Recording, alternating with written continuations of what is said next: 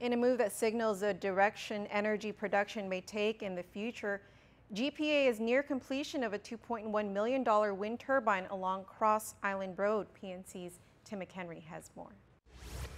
If you're hiking towards Tarzan Falls and you notice something odd giving off a whirring sound, rest assured it's part of a pilot program to measure wind capacity and energy here on Guam. It's not a plane, it's not a UFO. That sound you hear behind me is a wind turbine, GPA's first commercially wind turbine, collecting energy from wind here in Tarzan Falls. GPA spokesman Art Perez says that the DOI-funded project is the first of its kind here on island. GPA spokesman Art Perez says the wind tower turbine, which has been a year in the making, is capable of outputting 275 kilowatts of energy. It can service about up to 50 homes.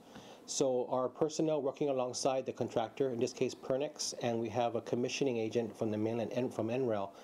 They'll be monitoring and testing and making sure that the turbine unit performs as it should. The project is made possible by a $2.1 million grant from the Department of Interior. According to Perez, he says this week will be spent making sure the turbine works properly, even though it has been contributing to the grid. Perez says the project is a test run to determine if GPA can install more wind turbines on Guam in the future. Well, that's what this pilot project basically do to gauge the viability in this part of Guam. If other projects can be put on track to support that, but it's all part of gathering data, making sure you have consistent wind, tie-ins to the grid, and all of that. That needs to be studied and further evaluated. Perez says one of the perks of the tower is that it's designed to go up and be taken down in a relatively short time, an hour, he says, to prevent damage from typhoon-force winds.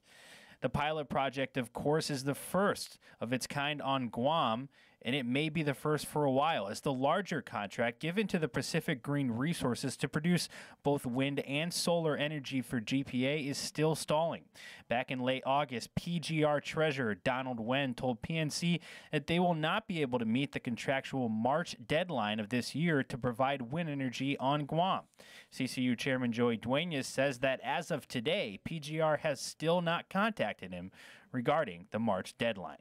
For PNC News, I'm Tim McHenry.